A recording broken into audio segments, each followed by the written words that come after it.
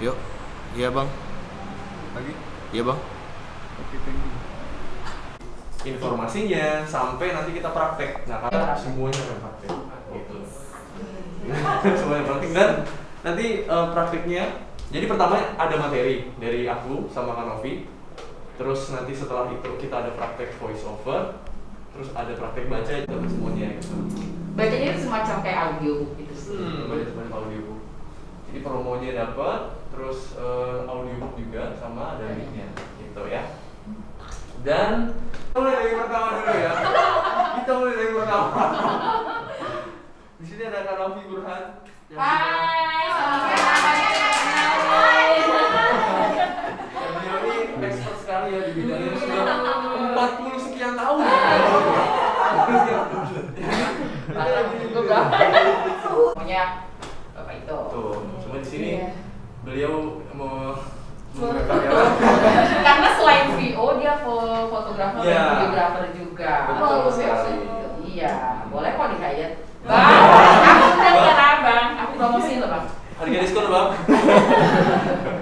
Terus lalu di sini Ramadan. Beliau ini adalah RE atau recording engineer di salah satu perusahaan sulit suara ya. Ya. Nggak boleh side job di luar biasanya ya. Diculik jadi. Diculik sama aku. Dan kemudian saya sendiri Iwan Zaid, saya baru sebenarnya baru sebentar lah. Tapi saya dari saya yang junior terus senior tuh gimana sih, ada perbedaannya atau enggak, dan mungkin kayaknya lebih saling. Studio. Iya betul. Adit dari dulu ya baru ketemu lagi sekarang. Nah kemudian nextnya adalah Mbak Ati coba perkenalkan diri, pekerjaannya sekarang apa, kesibukannya apa gitu ya. Oke. Salam kenal ya. 3 kan. Beranak 2 tapi terkecuali 1. Terus dulu saya Amin. pengen belajar lebih dalam. Siap. Ya. Oh Wow. iya, kemarin positif nggak jadi ikut ya di Surabaya. Ah, Fijiku gimana sih? Iya. Oh, astaga. Kok beda gitu. Dari Juni.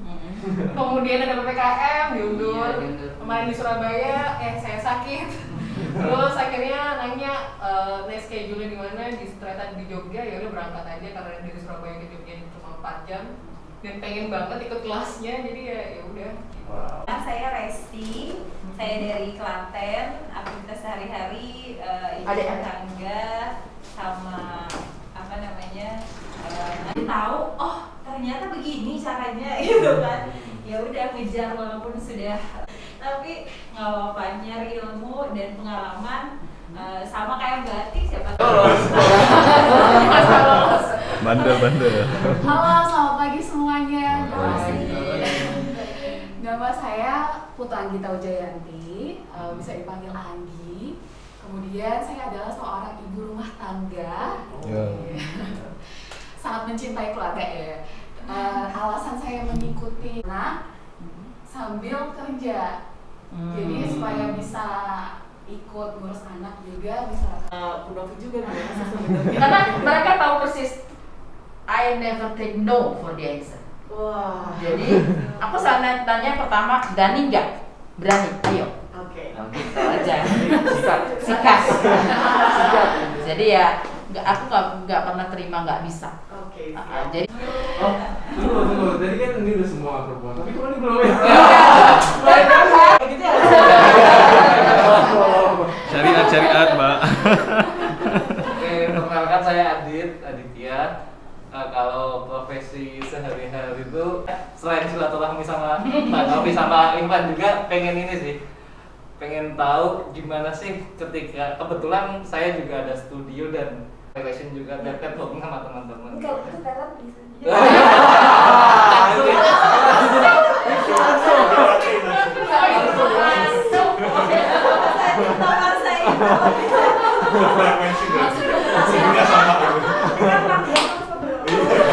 Merekamnya sebenarnya lebih prefer teman-teman yang ngisi gitu. Tapi kadang ada momen ketika saya harus mengisi karena dipilih kliennya gitu kan. Aku mau ke Jogja loh. Hah? bener ya udah besok aku gak ya udah. Jadi dipaksa juga gitu. Gitu. Nah, Di Saputra, saya bukan terjun sih, saya masuk ke dunia kali waktu itu. Kalau untuk kegiatan sehari-hari saya di bidang kuliner, saya bukan usaha bikin pempek Palembang di Wiro Gereja. Enak Dan enak banget, parah enak banget. tapi enak beneran dong. Dan macam-macam ya Mas, isinya ada ya. Iya. Itu kan aku hafal kan ya udah iklan banget. Endorse soalnya mahal.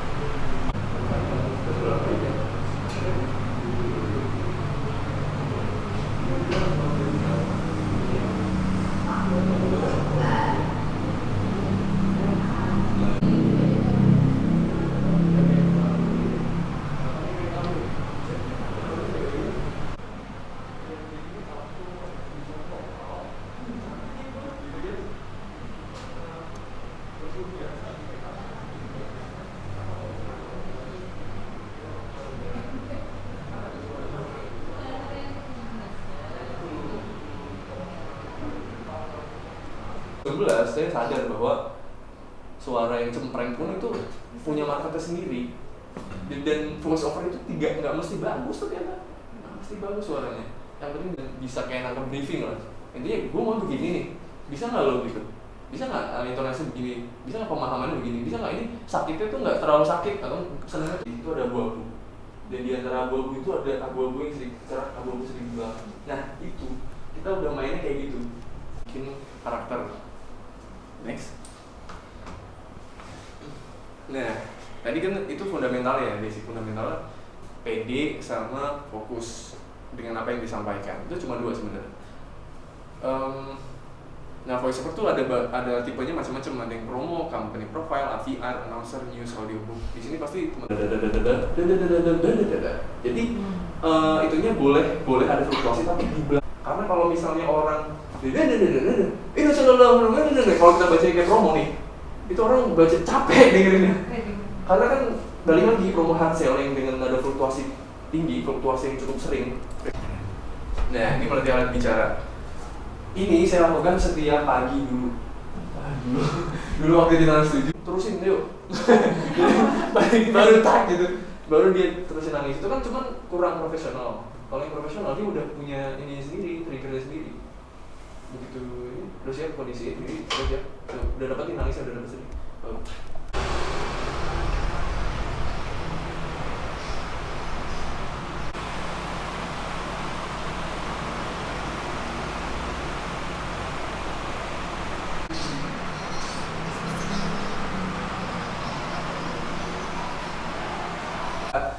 Nggak ngebahas sih, cuman frank voice-nya tuh dominan banget, tapi bisa jelas banget. Lo kemana aja dari kemarin? Itu jelas banget tuh. Itu pakai frank voice. Jadi kita nggak perlu. Kadang gitu saya tuh pernah dengar suara sendiri kok. Iya. Kok jelek sih gitu. Tapi klien suka gitu. Oke, ini yang harus kita kedepankan. Apakah emang benar-benar harus secara personal puas dulu, atau ya udah deh yang penting oke gitu. Aku sampai sekarang secara personal nggak pernah puas. Betul. Sama. Kalau puas selesai aku nggak akan belajar lagi. Sama. Justru itu bagus, Mbak. Justru itu bagus. Itu justru harus yang ada yang tertanam di diri kita, bahwa kita ngerasa harusnya kurang terus nih, karena udah menguasai ini. Let's say kita udah bisa max out di satu script. Wah, waktu itu kemarin nih, beberapa hari yang lalu, iya, kira-kira seperti itu. Aku tuh dulu pernah ikut kelasnya Mas Iwan yang online. Iya. Iya.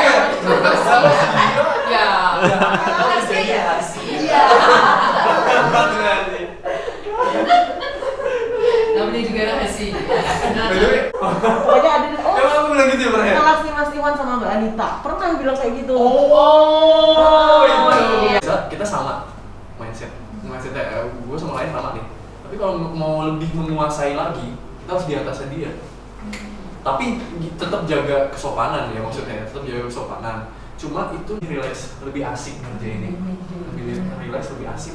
Jadi aku lupa ya. Ngelemah ini. Wah, tiba-tiba lupa istilahnya sih. Ada istilahnya. Kita tuh kayak jadi kecil tuh apa ya? Intimidasi. Kita jadi orang intimidasi itu loh. Intimidasi. Kita dapat intimidasi kalau misalnya kita posisinya di dia mereka. Kurang lebih kayak gitu sih. Jadi kebalikan Adit. Nah. Oke. Ini gimana? Aku mau tanya. Aku ada isu sama aku sendiri ya. Pertama, aku tuh Kalau aku sih ya, aku gini. Dulu aku begitu kan ya. Tapi sekarang aku cuek. Iya, sekarang aku lebih cuek. Lebih cuek kan biasanya orang dari kita yang pasti kita make sure unique selling point kita aja sih. Kita tuh apa kelebihan kenapa kalau Anda men-hire saya, ini kelebihan yang Anda dapatkan tuh gini. Anda bisa nyuruh saya butuhnya besok, saya bisa. Misalnya Anda butuhnya nanti malam, saya sore ini bisa kerjain. Kayak gitu kan. Revisinya juga bisa 2 kali atau misalnya konsepnya adalah bagaimana dia berpikir bahwa ini orang lebih dari orang lain ya. Kalau gue pakai dia kayaknya lebih enak deh. Gue kerja sama dia gitu. Jadi konsep sih lebih kayak gitu ya kalau dari strategi misalnya konsepnya. Unique selling point kita. Latihan-latihan yang akhirnya kita bisa sampai level gitu. Jadi semua orang punya kelebihan dan kekurangan. Kenapa kita harus insecure dengan kekurangan kita? Kan agak candle ya, ngomong kayak jelas itu juga sih. Kadang untuk bisa kok. Dilatih ya? Bisa dilatih. Jadi aku kenal sama orang, dia tuh cadel. Itu bisa juga asal balik lagi dipaksa di effort. Sama kayak kita di voice over nanti itu harus full. Kita nggak boleh setengah-setengah, gas tuh. Karena kalau kamu tapi nanti yang kejam Iya, itu langkah awal ya. Buat aku juga adalah balas. Kalau lu bisa ngatain gue juga bisa ngatain lu. Itu coba deh.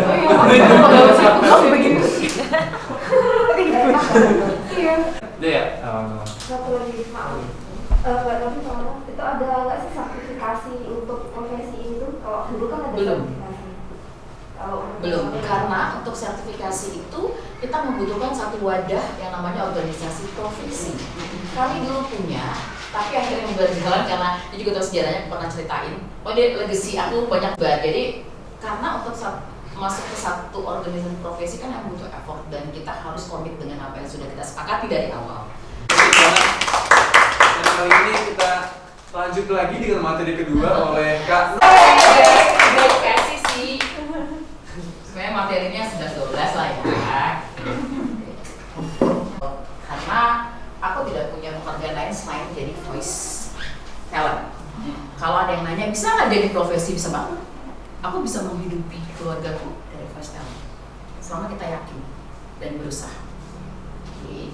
Nah, ilmunya voice over itu industrinya dan voice talent, voice actor, voice over artist pelakunya. Kalau selama ini yang beredar begitu kita dengar voice over, mindsetnya iklan. Kenapa harus bikin kita overthinking? Aduh suara gue bagus nggak ya? Aduh kok suara gue jelek ya? Itu bikin akhirnya insecure. Setelah insecure kan, kenapa kita harus insecure dengan kekurangan kita? Kalau mereka akhirnya ngebully, haters will always be haters. Biarin Anda nggak jatuhin kita lagi nih, kita mah jalan aja terus. Nggak usah dipeduliin. Dipikirin boleh, dijadiin beban jangan. Jadi, oh gue diomongin gini-gini. Alhamdulillah, terima kasih. Aku aja masih diomongin. Tapi itu juga mengasah untuk cadel itu tadi. Jadi begitu mau naskah berita, mau naskah iklan, mau naskah event itu cuma tulisan Central Park West, oke itu disuarain aja. Ya. Setelah itu brand and punkt ada baiknya itu kita phrasing dulu buku itu. Kalau misalnya teman-teman dapat job audiobook, selama posisi duduk kita juga tegak. Jadi jangan ngebuk-ngebuk itu kan berpengaruh banget. Jadi agak hangat. Nextnya Ri, nafas. Dibalik kekuatan nafas itu memang nafas itu kan ada 3 ya, dada, perut, sama diafragma. Paling baik diafragma. Kenapa diafragma? Tadi sudah dijelaskan sama Zaid. Posisinya dia di bawah di dalam perut itu kan. Terus kalau cara latihannya, kalau kita ini masih dada nih, kalau ini masih gerak, yang akhirnya entah luka, terus cacat. Salah satu contohnya yang jadi malampir, dia salah sembuh, sampai sekarang sarafnya permanen. Jadi malampir itu, yang mengisi suara malampir. Bisa jadi bulat, diafragma. Salah satunya ya Bapak ini itu tadi yang sharing tadi dari cempreng-cemprengnya dia, akhirnya mengerti teknik bulat. Jadi jangan suara kita dasarnya cempreng, terus bagusin, itu kita tahu banget. Itu jadi kedengarannya fake, ya nggak? Jadi bilang, tadi saya mau ada begitu. Oke, ada 10 tips. Kalau suara itu actingnya di sini, dialognya yang tetap kita suarakan.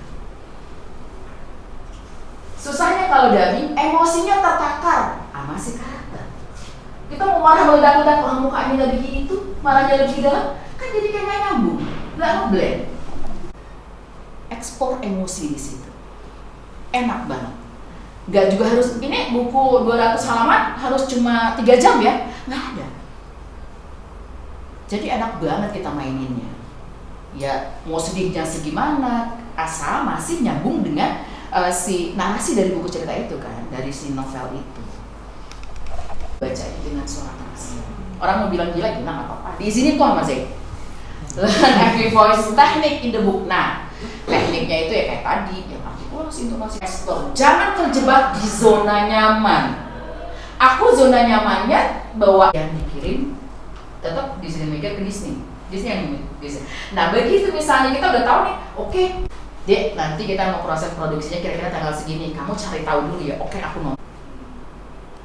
Jadi gaya Mulan berbicara, gaya Mulan marah, gaya Mulan nangis, itu kita dapat semua. Satu hal lagi kalau dubbing, jangan kayak rusak mood banyak. Masalah di rumah, masalah kita sendiri lah, insecure itu tadi, overthinking itu tadi, semua orang punya masalah. Gak ada yang gak punya masalah. Tapi begitu kita announce kita seorang voice over profesional, apalagi kita dipanggil casting aja, berarti Disney udah percaya kita tuh profesional. Ada tanggung jawab tidak tertulis di situ. Next, bagaimana menghindari kesalahan? Next, last but definitely not least, 3 tips utama untuk membaca script voice acting. Apa?